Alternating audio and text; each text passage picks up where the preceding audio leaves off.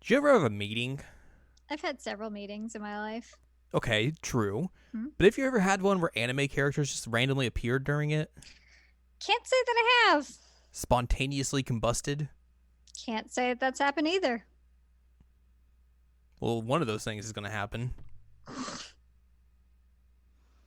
Here on this week's Jared and Al Watch Shirobako, number 2, Dose. Dose. I'm Jared, that is Doc Hal and Lady M. Hello. And we are here to discuss episode number 2. It's really weird not having to say season in front of something. I just noticed that, but yeah. Episode number 2, Arupin is here. So we gotta make some anime characters appear Whee! out of thin air. Excuse me. Oh no. We begin this week after the stunning cliffhanger of last week where Somebody one of the died. characters was dead, but not really dead because Al just assumed the worst. I didn't think she was actually dead. That, listeners, is what she wanted us to think. So they found Segawa collapsed. She had collapsed due to severe dizziness from a fever. Because that's probably what happens when you overwork yourself, and Yes. you're forced into a conundrum where you have to overwork yourself. Yes. Aoi basically gets Endo to do the frames for episode 4, which was what Sega was supposed to initially do. Basically, a little flip flopping. So basically, after that, they kind of try and get things back in motion. Shizuka has basically tried to call Aoi a couple of times, and Aoi's just like, I can't, I'm busy. She basically calls Emma at that point. Shizuka is working at a restaurant while she's trying to get her voice acting career started, which sounds like the typical thing for a lot of people in that line of work. Yep. Shizuka wants to kind of like have a little get together with everyone, and they're both, and Emma and Aoi are basically like, busy. We're gonna try and find a way, but oh god. Emma basically makes a mention that her and Aoi are not really talking a lot at work, basically just because like their workloads are very different, and they're also under the stress of being in the live production at the moment. Uh-huh. So it is kind of hard to have those kind of interactions with your friends and all that sort of stuff. So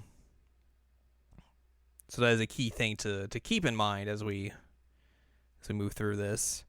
After that, we basically get like a crash course into dubbing, which basically encompasses all of the types of things you would think it is. Like, it's voice recording, also putting in specific sound effects, exactly where you want them, what kind of sound effects you want, going over like the music cues and everything, seeing like what music works in what specific scenes, how you're going to change that and all that sort of stuff. So it's a big meeting with regards to like, the directors there, the episode directors are there, production assistants are there, and then also like the whole sound team is there, and then you also have the voice cast coming in to record lines and everything. It is a whole thing. It's a whole song and dance. Which it's so wild to see like how they're recording the voice actresses in this version versus how like I know how it works here.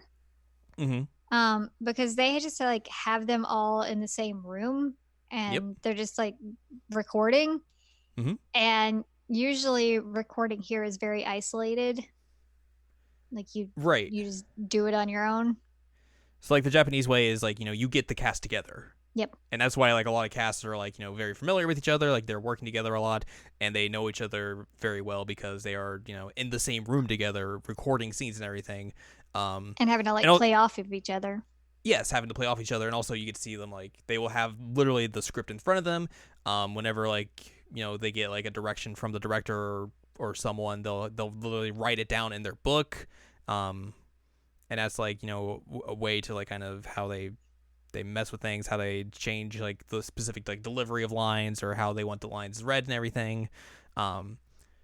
There's a good anime that came out after this called Seiyu's Life, which basically kind of goes around the life of a voice actress. Yep. Like a couple of like rookie voice actresses like trying to get into the business and everything. Like, it's like only 12 episodes long, but like if you want to see more of like that style of like that kind of life and like that kind of career path. Like that's a good like introduction to that style as well.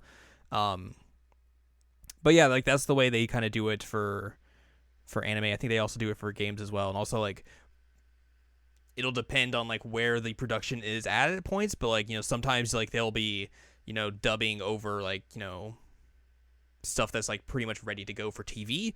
Other times they're just dubbing over from the storyboard, which is a wild thing to think about because like you mentioned, the kind of voice acting that we're more familiar with over here in the States and everything is that like it is you're in a booth by yourself. You're getting instructions from the voiceover director and all that sort of stuff. You pretty much have the finished product in front of you. If you want to go off of that, or if not, you'll just kind of be going off the script and everything. And you, like you said, you are by yourself. You're not playing off of anyone else.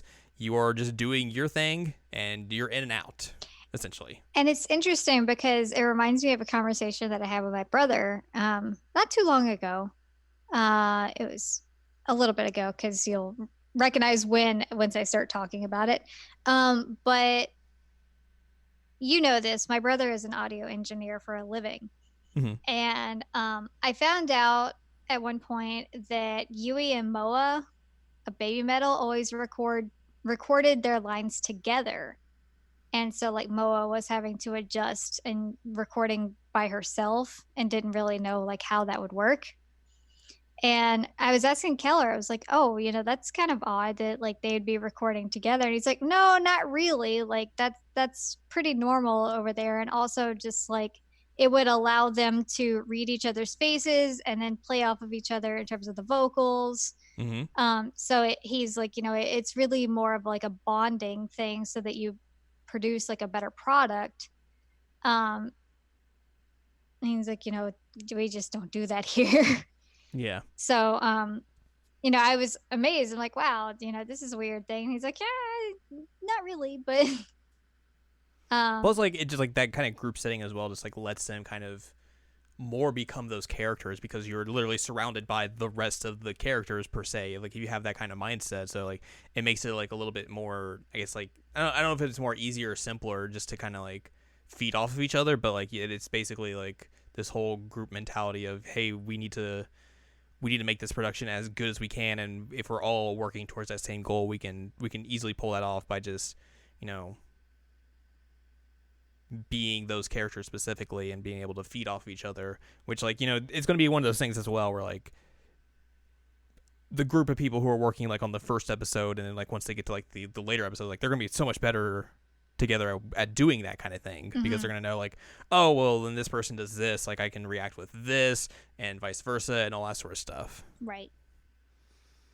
So yeah, we get a real big crash course onto that, and also just like here is how they pick out certain sounds for like sound effects and all that sort of stuff. Like there's a part where like the director's like trying to find like the right door opening sound.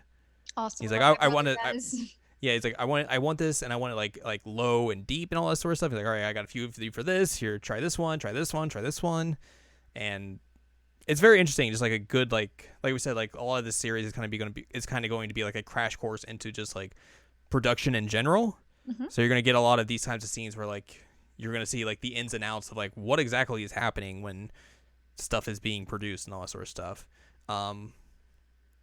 One of the key things that pops up in this episode is the director Seishi Kinoshita basically becoming unhappy with one of the characters' designs, like one of the main characters of the show, and he wants to make some like changes to the character specifically and want into a specific scene that they've already basically done all the key animation for. And this kind of becomes like a whole argument of like, do we push forth this vision of what the director wants, or is it going to really hinder the entire production because we are going to have to go back and redo all these shots that we've already done, redo voice lines for it, and also just like essentially kind of do a retake on the character itself. Yeah, like it's gonna change the plot basically.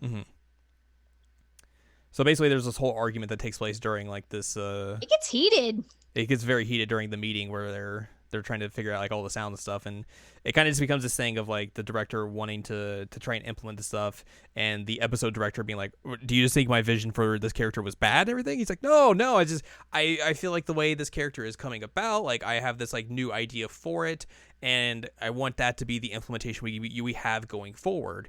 And there's a line, I think, a little bit later on that the director talks about how the way like kind of characters kind of become, or they grow with the production itself, to where like they'll start off one way, but as the production moves forward, as like you're writing it moving forward, like they're going to live and breathe with the way that you are creating it. And I think that's an interesting way of like an interesting like philosophy of how creation comes about, because you could also, you could think of it as a way of like, oh well, I'm gonna write out these characters, I'm gonna do all this like backstory for them, and this is the way it's gonna be, like set in stone. This is how these characters are. I'm not gonna change it regardless of what happens. Or you could have this kind of like more evolving flow to it, where you have the character start off one way, but as things move forward, you might think like, oh well, this doesn't really work the way I wanted it to, so I'm gonna like swap this out, change this on the fly, and hopefully that kind of continues with the rest of the story and works with it, and just the way that like the characters themselves will kind of evolve and mature and all that sort of stuff once like you were further along into production, or just into creating of a story in general, if you want to kind of go that route. Yeah, I mean, it's more of like an organic, like right, yes. What would this character actually do, rather than what do I want them to do. Mm-hmm. It will be a bit in the past now, since we are recording it now, but we literally just talked about this on our Zero Time Dilemma podcast. Yes. If you were wondering, what is probably like a month or two prior to when this will come out, but like we mentioned like a thing like, oh, we saw a thing literally just like this when we were talking about Zero Time Dilemma, and this was the thing we were referencing. Yep. Crossover of our own podcasts. Da da da da. Wow.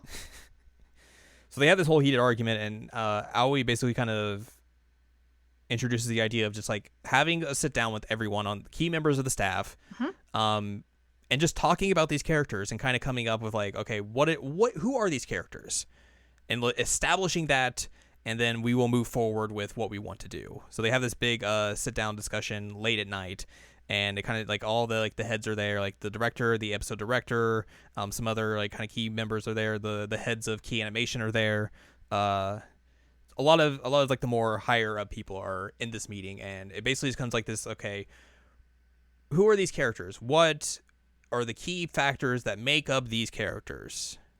And basically kind of becomes this kind of like round table discussion of like, okay, what does this character mean? What are their motivations and strengths? What kind of things would they like, dislike, all that sort of stuff. And donuts is one of the things that she hopes that the character will like.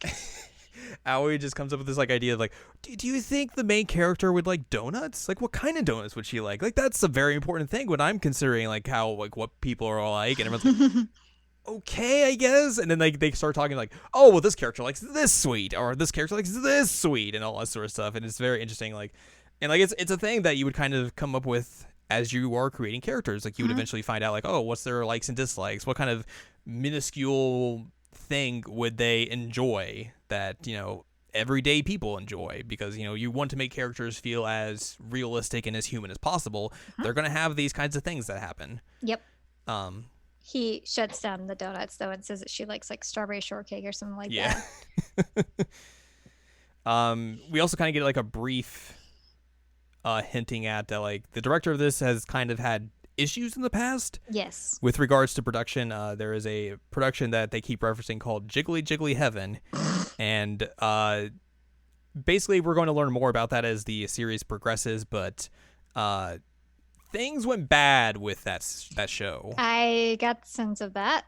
Yes. So, basically everyone kind of knows that and are keeping that in the back of their minds. So, like, basically when the director kind of came up with this like kind of drastic change to a specific scene, everyone was like, oh boy, this is gonna happen again, isn't it? Oh boy. And that's what the like episode director was talking about at one point, and he's like, I don't want it to be like that Mm-hmm. And like I said, it got heated, and the director himself was kind of like, I'm trying to think of the correct word for it. It's not floundering. He just kind of like sunk into himself a little bit. Yeah. And he was trying to play it off as like, I'm not trying to say anything against you, and I'm just not trying to be like this, and I'm not trying to do this, but this is how I would really like it to be. It's a thing that's like, I'm not trying to insult you by like creating this change. Like, I understand like you had a big part in this, but also at the same time, I think this would basically make the production better as we go forward. And like, it's like that. It's that very delicate line of like, I don't want to step on your toes by doing this because I know you did so much work to do this. But at the same time, like, if we do this change, like, I think it'll make things even better than what we have currently. And that's a very fine line to walk, essentially.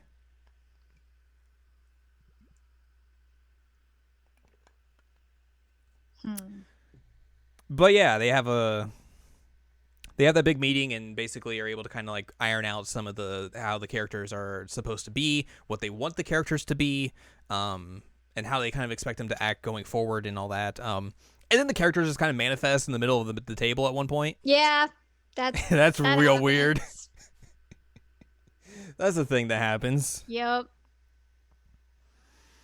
So all that kind of comes about. They get one of the heads of Key Animation to help work on this change, since it's going to require new animation and new drawings and all that sort of stuff.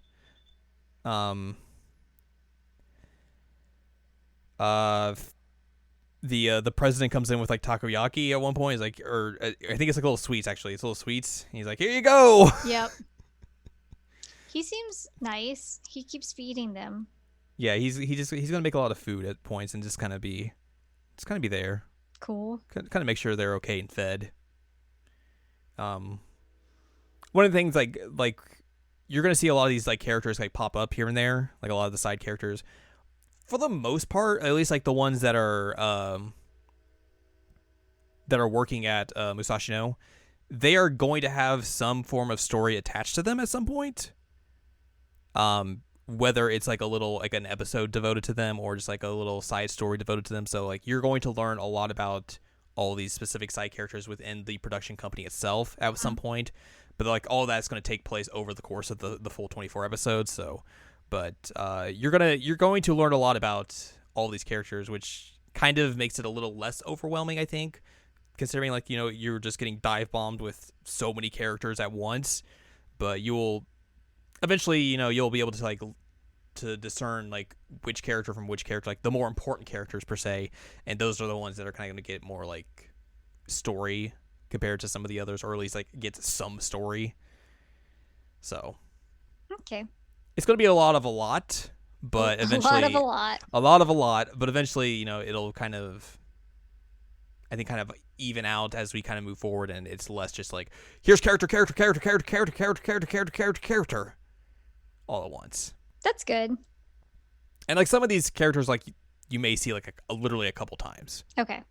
Throughout the entire series, like they may just like show up for like a scene or two, and just because like this is a sound producer and we need to show them in this scene. Yeah. To show them that sound producers exist. They do things. So that's going to be a thing that happens. So yeah, they have that thing where the characters show up, and then they agree to all the changes they are going to make and everything, and they are ready to go. Ready to go forward with these changes and hopefully make sure they work. Then that's how we end the episode. So next time we will be discussing episode number 3, entitled "No More Recap Episodes." Wild. So if you'd like more from us, go to seasonallamycheckup.com or sac.cool. That's where you can find past episodes of this podcast and other podcasts like Seasonal Anime Checkup and Seasonal Anime Checkup OVA. And you can find columns and reviews on the site as well. If you'd like more from Anladium, go to anladium.com. She's got columns and reviews. And you can follow us on Twitter, twitter.com/animecheckup. So next time, join us as we discuss episode number 3, where we don't want more recap episodes, but we're going to... Spoilers. Next episode is just going to be a recap episode of what we've already talked about. What? No, I mean this podcast. The podcast is going to be a recap episode. Oh. Because that's the joke. Okay, sorry.